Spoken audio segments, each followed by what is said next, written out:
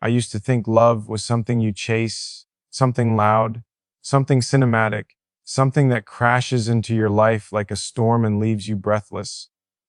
But life taught me something different. Love isn't noise. It's presence. It's not fireworks. It's the quiet decision to stay when staying is hard. I've seen what happens when people confuse intensity for connection. I've felt what it's like to give everything to someone who wasn't ready to receive it. And I've also been the one who wasn't ready. So when I say you will be mine, I don't mean ownership, I mean choice. I mean one day, if we both grow, if we both heal, if we both stand in truth instead of fear, we will choose each other without hesitation, not because we're lonely, not because we're afraid of being alone, but because we recognize something steady in one another. Love, real love, doesn't rush. It doesn't manipulate. It builds brick by brick, conversation by conversation, apology by apology, promise by promise. I don't want to win you. I don't want to chase you. I want to deserve you. And if one day you stand in front of me, not perfect, not flawless, but honest and say, I'm ready, I won't grab you, I'll stand beside you. That's what I mean when I say, you will be mine, not because I claimed you, but because we chose each other. The truth about love is not soft, and it is not cruel either. It is steady. It is not the kind of thing that explodes into your life and rearranges the sky in a single night. It is quieter than that. It is the decision you make when the excitement fades and the real person is standing in front of you, imperfect, layered, human. Love begins as a feeling, yes, but commitment is what proves whether that feeling was real or just a passing emotion. Feelings are honest, but they rise and fall with mood, stress, ego, fear. Commitment is different.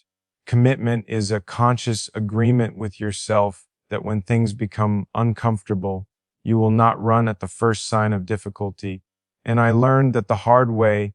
I used to think love was about finding the right person, someone who naturally fit, someone who made everything effortless. But effortless love is usually just untested love. Real love is tested. It is tested by misunderstandings, by bad days, by insecurities, by old wounds that neither of you asked for, but both of you carry. When two people come together, they don't just bring attraction, they bring history, childhood experiences, past heartbreaks, abandonment fears, pride, shame, hopes. And if you don't understand that, you'll mistake someone's trauma response for a lack of love. You'll mistake silence for indifference. You'll mistake distance for rejection. Commitment requires emotional maturity, the willingness to pause instead of react, to listen instead of defend, to ask instead of assume. And that takes strength, quiet strength, the kind that doesn't need to prove itself, the kind that can sit in discomfort without turning it into a fight. Love is not about possession.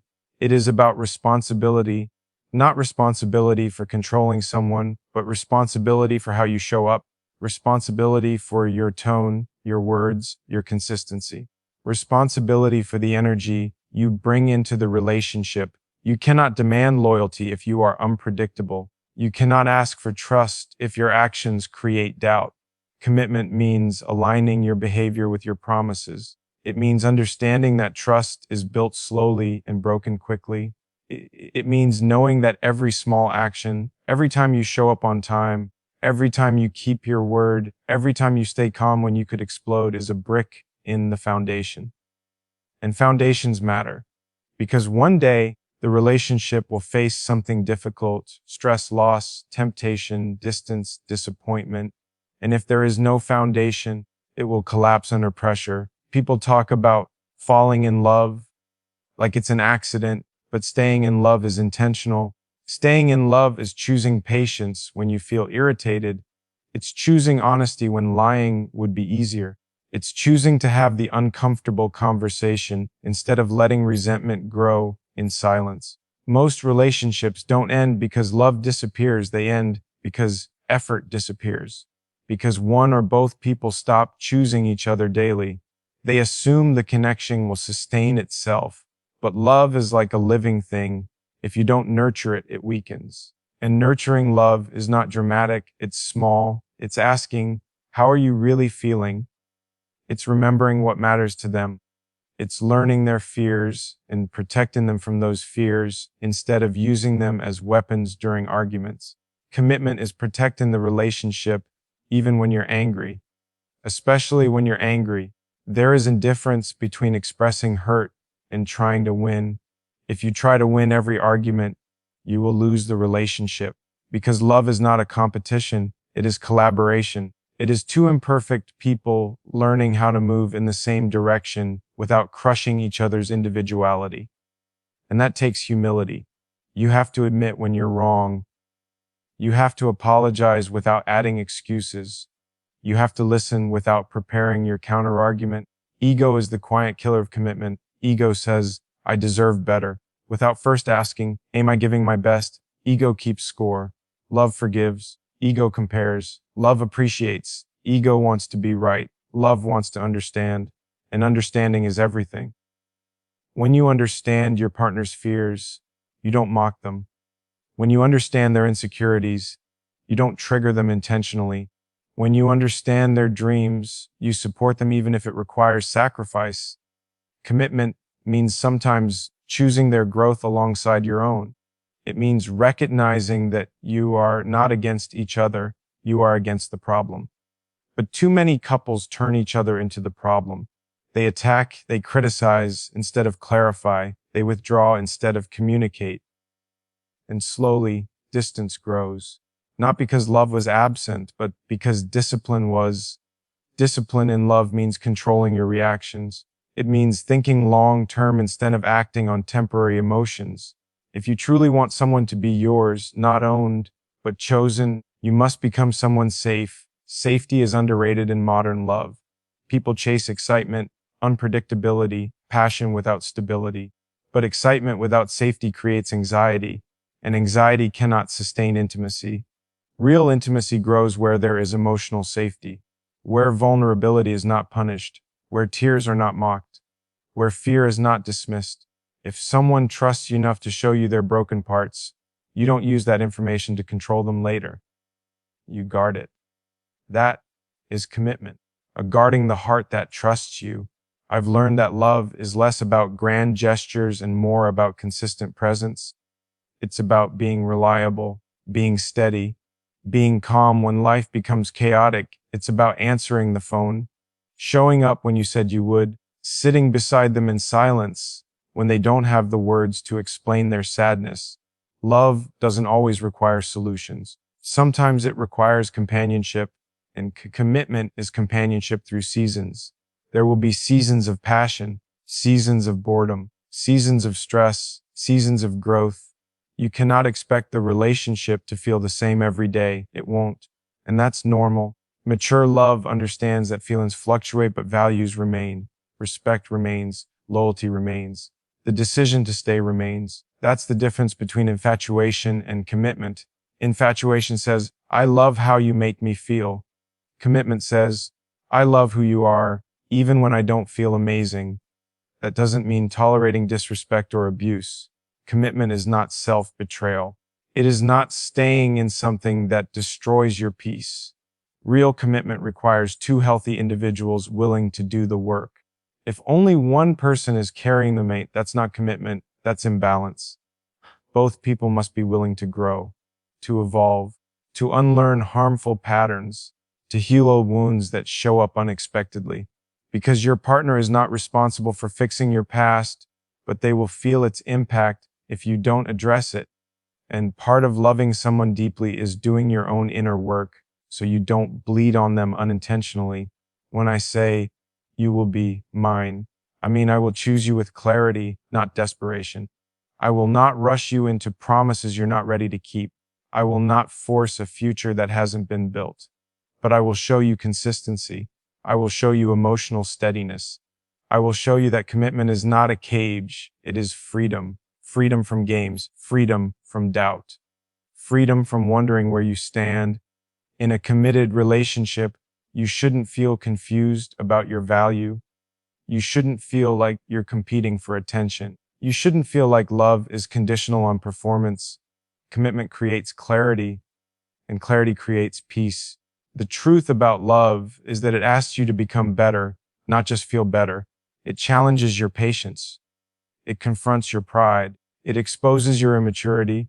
And if you accept that challenge, it transforms you. It teaches you restraint. It teaches you empathy. It teaches you how to think beyond yourself. And that is powerful because loving someone properly requires self-awareness. You must know your triggers. You must know your patterns. You must know when you're projecting fear instead of speaking truth. Without self-awareness, you will sabotage what you claim to want. Many people say they want loyalty, but they entertain attention from everywhere. Many say they want honesty, but they react harshly when they hear it. Many say they want forever, but they panic when things become serious. Commitment is alignment between words and behavior. If you say you love someone, protect the connection. If you say they matter, prioritize them. If you say you're serious, act serious. Love is not proven through jealousy or control. It is proven through consistency and respect is the backbone of commitment. Without respect, love becomes fragile. Respect means valuing their time, their boundaries, their individuality. It means not speaking about them in ways you wouldn't tolerate yourself. It means defending them when they're not present. It means never humiliating them to boost your ego. Respect creates trust, and trust allows vulnerability, and vulnerability deepens connection. That's the cycle of healthy love, not drama, not chaos, not intensity without stability, steady, grounded, intentional. The truth is, real commitment can feel ordinary from the outside. It doesn't always look like a movie. It looks like grocery shopping together. It looks like discussing finances. It looks like planning for the future. It looks like compromise. And compromise is not weakness. It is evidence that the relationship matters more than individual pride. You will not always get your way. Neither will they. But if both of you are committed to fairness, balance happens naturally.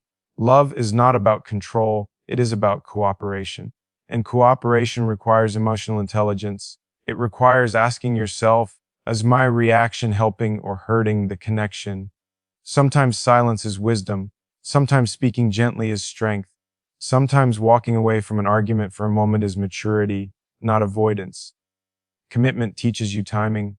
It teaches you that not every emotion needs immediate expression. Some emotions need reflection first. Because once words leave your mouth, you cannot take them back, and words can wound deeply. So if you truly want someone to be yours in the most honorable way, speak carefully. Choose language that builds, not destroys, even during conflict, especially during conflict. At the end of the day, the truth about love and commitment is simple but demanding. It requires effort every day, not dramatic effort, not exhausting effort, intentional effort, checking in, staying honest, remaining loyal in thought and action, growing together instead of apart. And when both people embrace that responsibility, love becomes something unshakable, not because it never faces storms, but because it was built to endure them. And that is the kind of love worth claiming, not loudly, not possessively, but quietly, confidently, and with full awareness of what it takes to protect it. Healing is not something we talk about enough in love. We talk about attraction. We talk about chemistry. We talk about compatibility, but we don't talk enough about wounds. And every single person who walks into a relationship carries something unfinished. A disappointment that never got closure, a betrayal that reshaped how they trust, a childhood memory that taught them love could disappear without warning. We pretend we are starting fresh, but we never really do. We are always bringing our history with us. The problem is not that we have wounds. The problem is when we expect someone else to heal them without doing the work ourselves. Real love begins when two people are willing to look at their own scars and say, "This is mine to fix, not yours to suffer for." Healing in a relationship requires courage. It requires you to admit that sometimes your reactions are not about the present moment. They are about something old. Sometimes the anger isn't about what was just said. Sometimes the fear isn't about what is actually happening. Sometimes the silence isn't indifference, it's protection learned long ago. And if you love someone, You don't mock their wounds. You don't rush them through healing. You don't weaponize their vulnerability. You sit with them. You create safety. You become consistent enough that their nervous system slowly stops expecting abandonment. But here's the truth. Healing doesn't happen once. It happens in layers. You may think you've moved past something, and then one day it resurfaces. Not because you failed, but because growth is not linear. That's where forgiveness enters the story. Forgiveness is often misunderstood. People think forgiveness means forgetting or pretending it didn't hurt, or excusing behavior that should not be excused. But forgiveness in love is about choosing peace over punishment. It's about understanding that both of you are human, that both of you will make mistakes, that sometimes you will say the wrong thing, sometimes you will misunderstand each other, sometimes you will unintentionally cause pain. And when that happens, you have two options. You can keep score, or you can build forward. Keeping score destroys intimacy because it turns love into a courtroom. Every mistake becomes evidence. Every argument becomes ammunition for the next one. Building forward requires humility. It requires saying, I was wrong, without adding a defense, without shifting blame, without minimizing the damage. And it requires the other person to say, I forgive you, not casually, not superficially, but intentionalness does not mean trust is instantly restored. Trust is rebuilt through consistent behavior, through changed actions, through patience. If you truly want someone to be yours, not in ownership, but in partnership, you must become someone who can forgive wisely and apologize sincerely. Healing also means letting go of old narratives. Maybe you were taught that love always leaves. Maybe you were taught that vulnerability is weakness. Maybe you were taught that if you don't protect yourself first, you'll get hurt. But if you bring that mindset into a healthy relationship, you will sabotage it before it has a chance to grow. Choosing someone daily means and deciding not to let yesterday's fear control today's love. It means when doubt whispers, you ask questions instead of assuming betrayal. It means when insecurity rises, you communicate instead of withdrawing. It means when conflict appears, you lean in instead of walking away emotionally. Love is not sustained by passion alone. Passion fades and returns in cycles, but trust is what keeps two people connected over years. Choice is powerful. It says, I know you are imperfect. I see your flaws. I understand your history, and I still choose you. That kind of choice builds deep security, and security allows healing to accelerate. When someone knows they are not constantly being evaluated or compared, they relax, they open, they trust more deeply. But daily choosing someone is not dramatic, it's quiet. It's texting them when you're busy because you want them to know they matter. It's listening even when you're tired. It's checking your tone during stress. It's protecting their reputation when they're not in the room. It's resisting temptation because you value the bond more than the thrill. People think loyalty is tested only in big moments. It's not.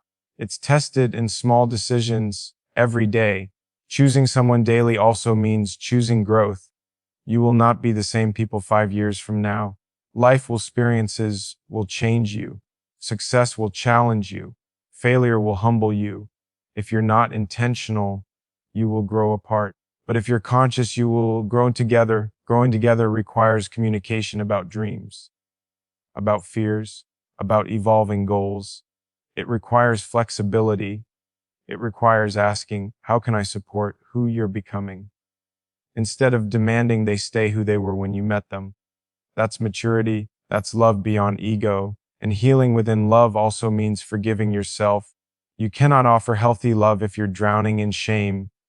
If you constantly punish yourself for past mistakes, you will struggle to believe you deserve something stable. Self-forgiveness allows you to receive love fully. It allows you to stop sabotaging something good because you feel unworthy. When I say, you will be mine, what I mean is this: I will not rush your healing, but I will pressure you to be perfect, but I will expect effort. I will expect honesty. I will expect accountability, because healing without responsibility becomes avoidance, and Forgiveness without change becomes permission for repeated harm. Daily choice means both people are trying, not perfectly, but sincerely. And sincerity changes everything.